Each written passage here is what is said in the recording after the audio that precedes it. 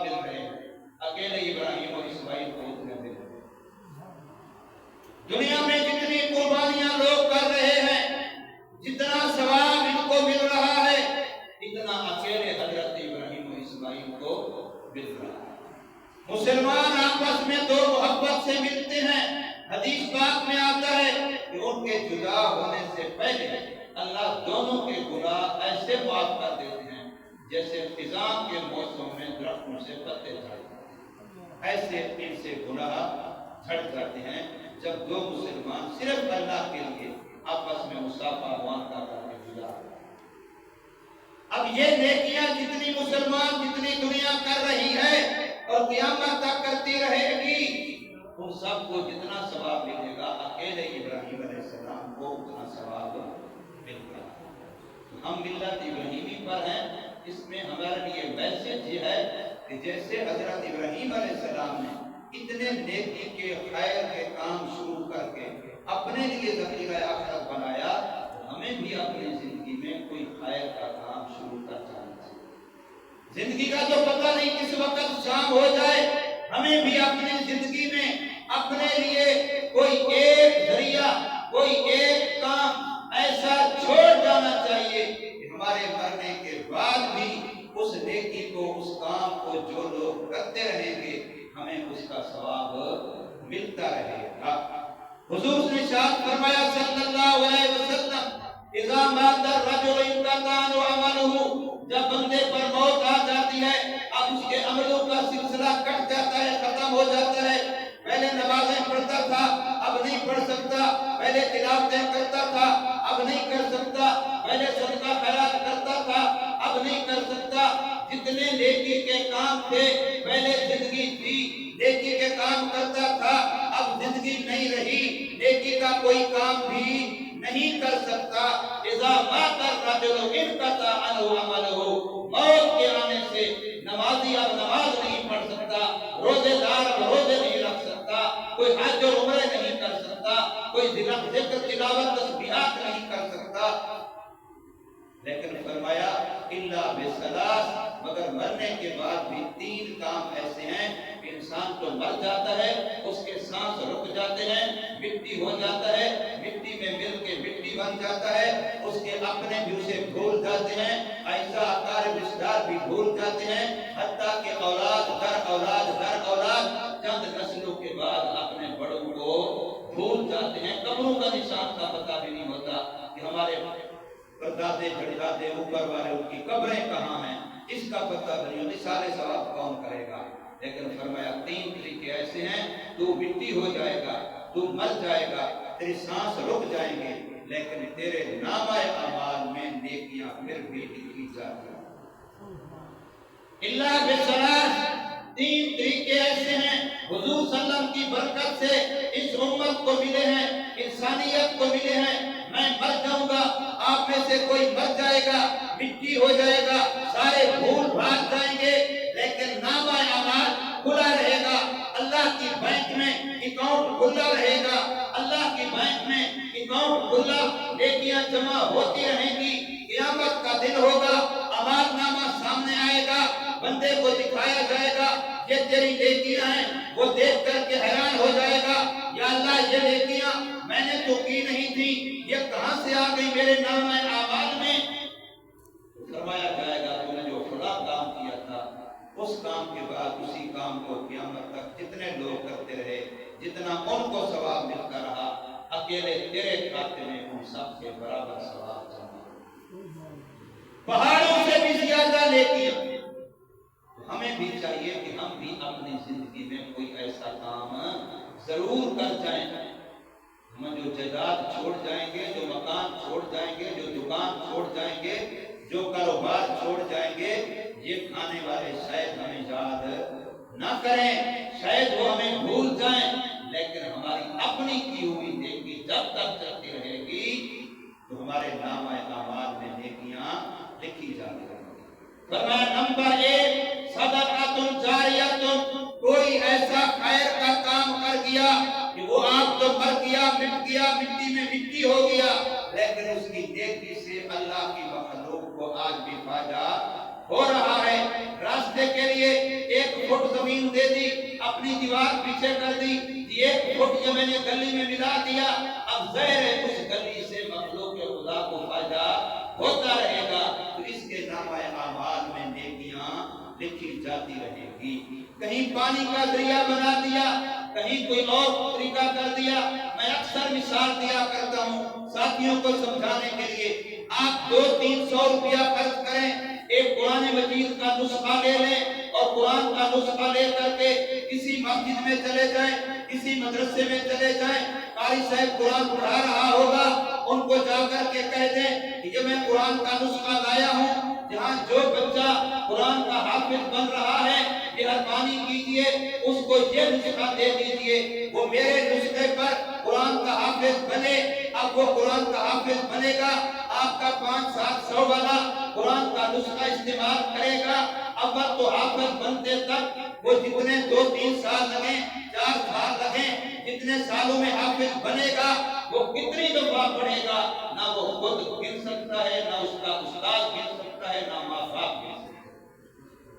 بے شمار مرتبہ قرآن یہی پڑھے گا، پھر یہ پڑھنے کے بعد خود زندگی بھر پڑھتا رہے گا۔ یہ تیرا نسخہ یہ چند سالوں کے بعد پھٹ جائے گا، پرانا ہو جائے گا، اس کو کہیں محفوظ کر دیا جائے گا، لیکن بچے نے اس نسخے کی وجہ سے قرآن کو سینے میں منتقل کر لیا، اپنے دماغ میں منتقل کر لیا۔ اب یہ بچہ زندگی بھر جتنا قرآن پڑھے گا اللہ توفیق دے گا، کسی اور کو پڑھائے گا، پھر اس کا پڑھا ہوا کسی اور کو پڑھائے گا، پھر وہ پڑھا ہوا کسی اور کو پڑھائے گا۔ اب میرے استاذوں نے اپنے استاذوں سے پڑھا، انہوں نے اپنے استاذوں سے پڑھا، انہوں نے اپنے استاذوں سے پڑھا، جو میرے سے لے کر کے محمد رسول اللہ صلی اللہ علیہ وسلم تک میرے پاس سند موجود ہے کہ میں نے بخاری شریف فلاں سے پڑھی، اس نے فلاں سے پڑھی، اس نے فلاں سے پڑھی، اس نے فلاں سے پڑھی، حتیٰ کہ حضور صلی اللہ علیہ وسلم تک مکمل سند ایک ایک حدیث کی ہمارے پاس محفوظ ہے۔ اب یہ صدقہ جاریہ 500-700 روپیہ بھی لگا، لاکھوں روپے نہیں لگا، 500-700 روپے کا قرآن کا نسخہ لگا، لیکن قیامت میں جب آپ اللہ کے پاس جائیں گے تو اس 500-700 کی وجہ سے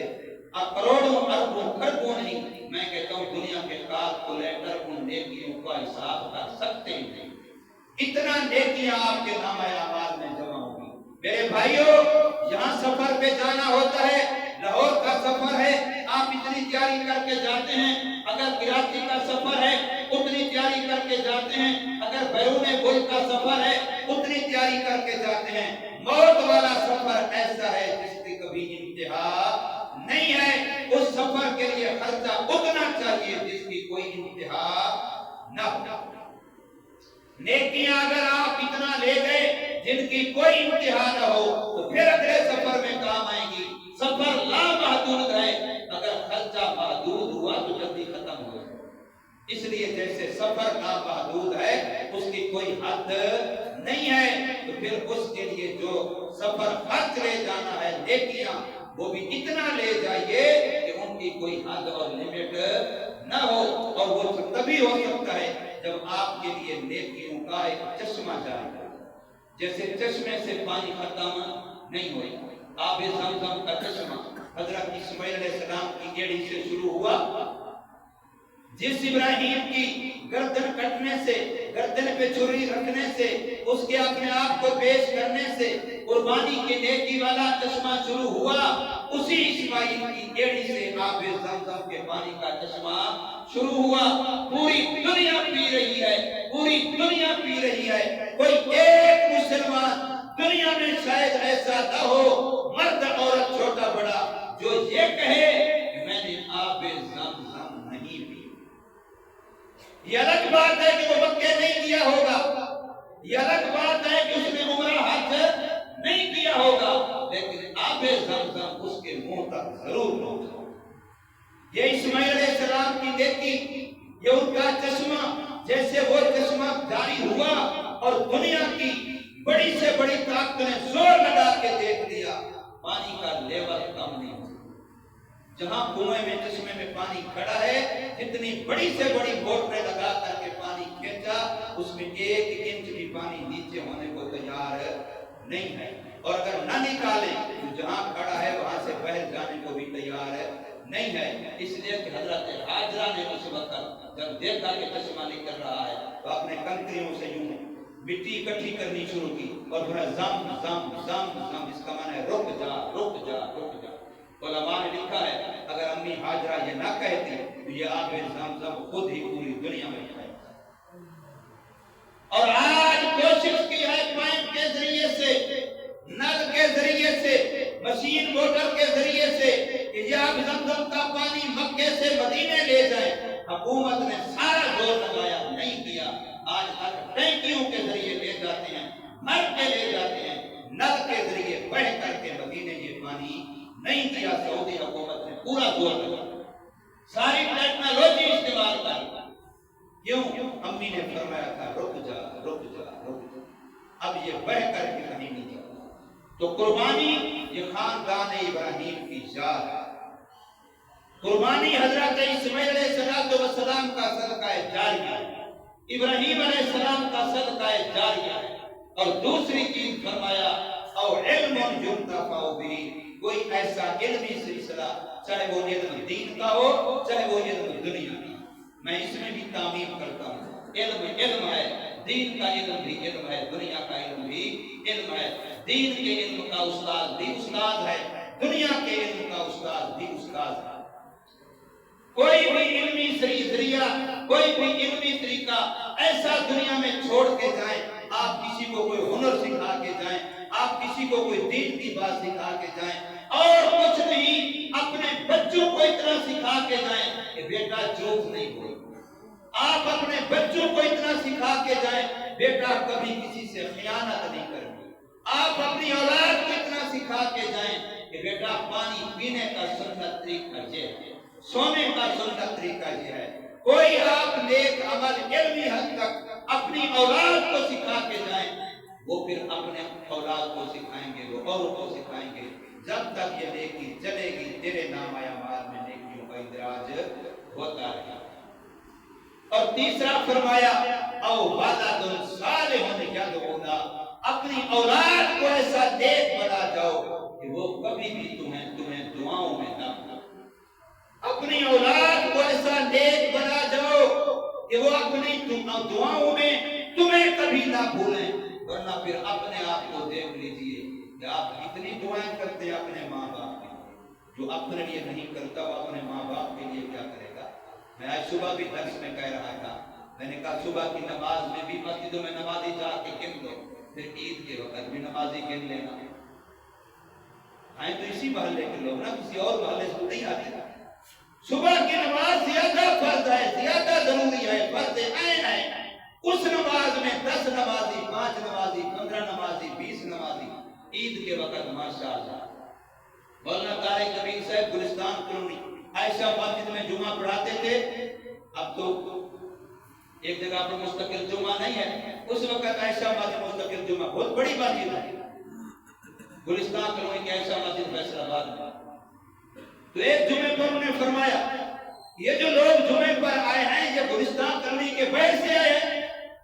یہ سارے اسی گلستان کالونی سے آئے ہیں، جمعے پر تو اتنے آ گئے ہیں، تو یہ صبح کی نماز پر کہاں تھے؟ یہ اپنے گھروں میں نہیں تھے؟ یہ ظہر عصر مغرب عشاء میں یہاں نہیں ہوتے؟ جب ہوتے ہیں تو وہ نمازیں فرض نہیں ہیں، وہ عید نماز سے زیادہ فرض ہیں میرے بھائیوں۔ تو جو عید نماز سے علاوہ اپنے لیے دعا نہیں کرتا وہ اپنے ماں باپ کے لیے کیا کرتا ہوگا؟ تو جب ہم اپنے ماں باپ کے لیے نہیں کرتے تو ہماری اولادیں ہمارے لیے بڑی دعائیں کریں گی۔ سوچنے کی بات ہے نا،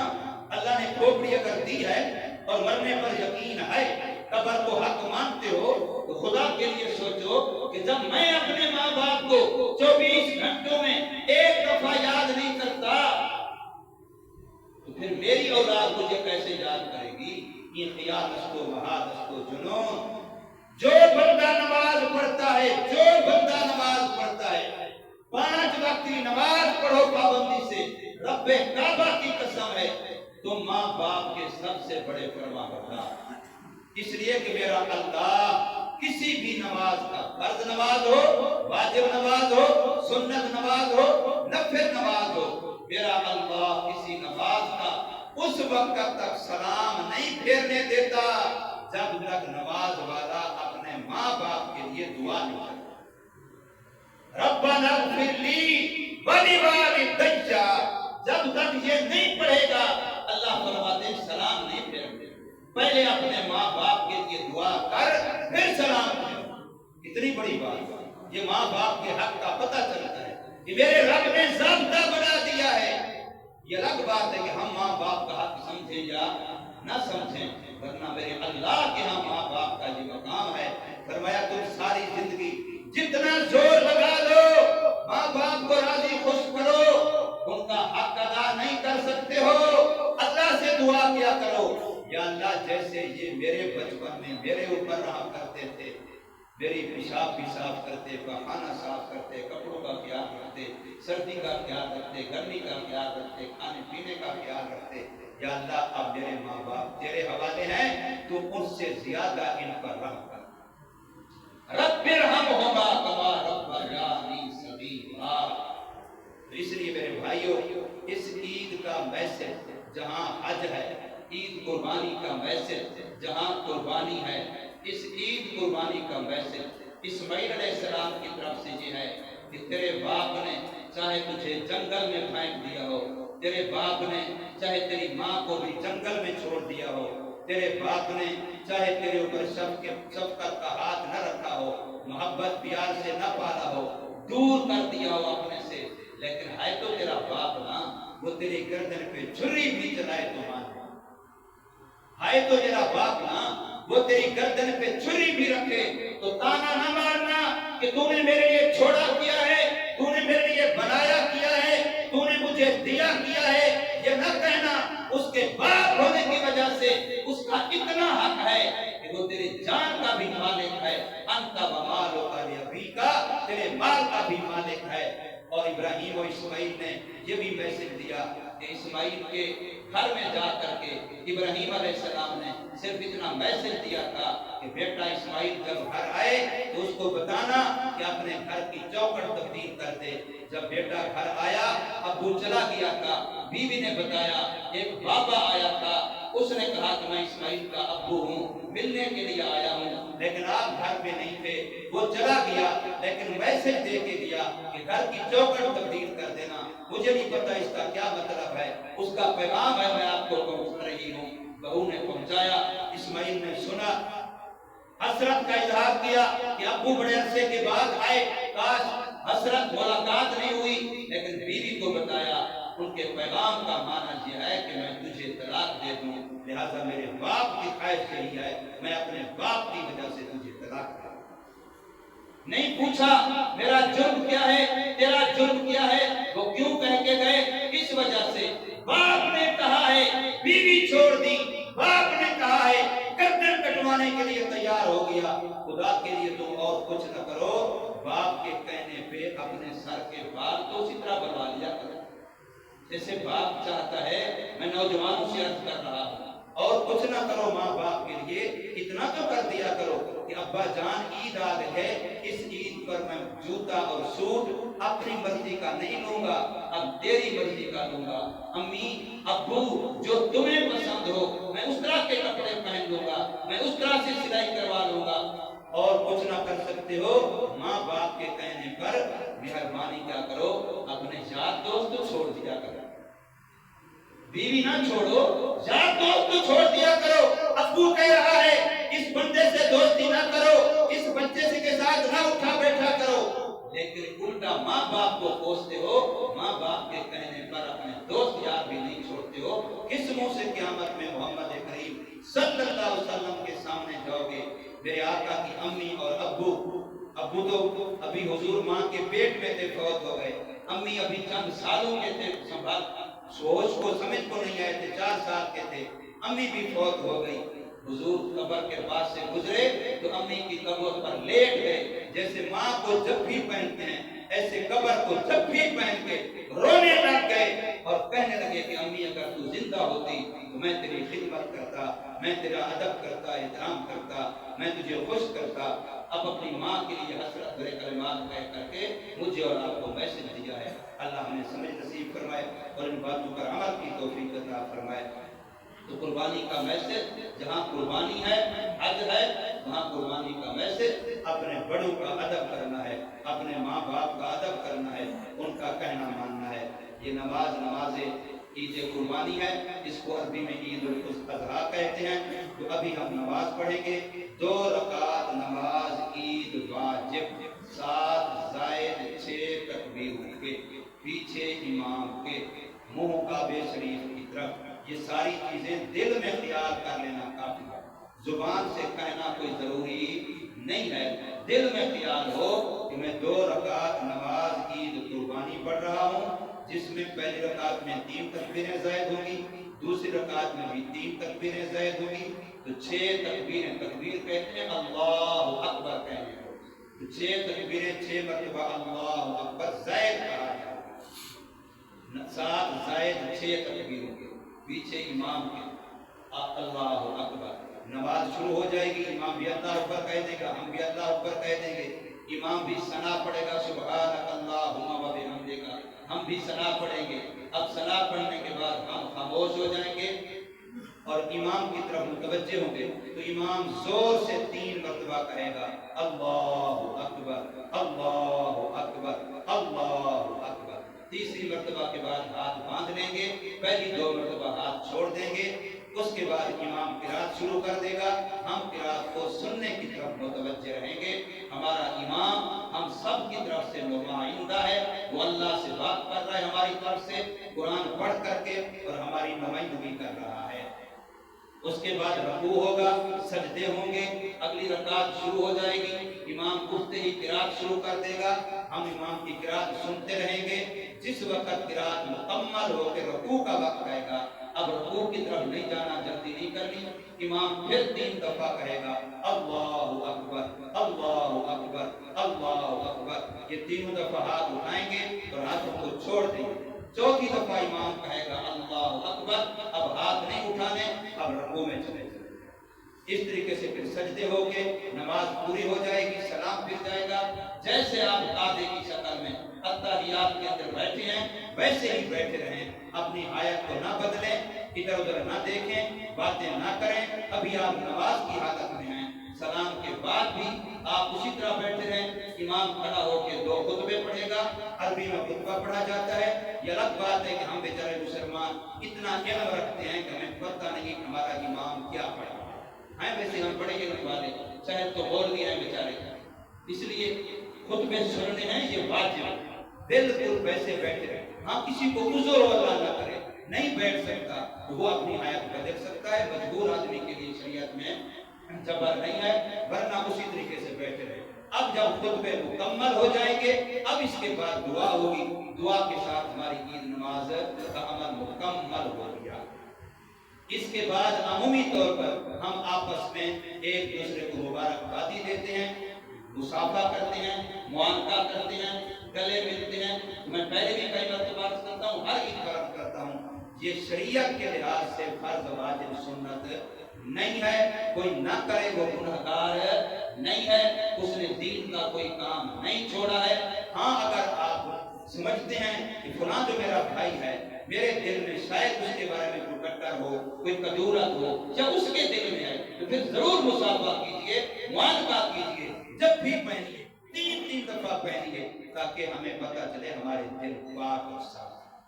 اگر دل صاف نہ ہوا تو مسجد میں کیا کہ کپڑے اچھے پہن لیے، جسم کو اوپر سے دھو کر کے خوشبو لگا کر صاف کر لیا، اندر میں دل پلید ہے، پھر کوئی فائدہ نہیں ہوگا۔ دل کو پاک کیجئے، حسد سے، کینے سے، بغض سے، عداوت سے، رشتہ داروں کے ساتھ، ہمسایوں کے ساتھ کوئی مسئلہ ہے سب کو معاف کیجئے۔ معاف کرنا اللہ کو پسند ہے بڑا، اور معافی مانگنا اللہ کو پسند ہے بڑا۔ بہرحال عرض کرنے کا مطلب کہ آپس میں معانقہ مصافحہ کرنا یہ اچھی چیز ہے، اس کی میں شرط مذمت نہیں کر رہا ہوں، لیکن اس کو حکم شرعی بھی نہ سمجھیے، اس کو شریعت کا ایسا مسئلہ بھی نہ سمجھیے کہ جس نے نہیں کیا تو اس نے کوئی دین کا کام چھوڑا، ایسی بات نہیں ہے۔ ہاں ایک اچھی چیز ہے، ضرور کرنی چاہیے۔ اللہ تبارک و تعالیٰ سمجھ دے۔ اب سب میں بات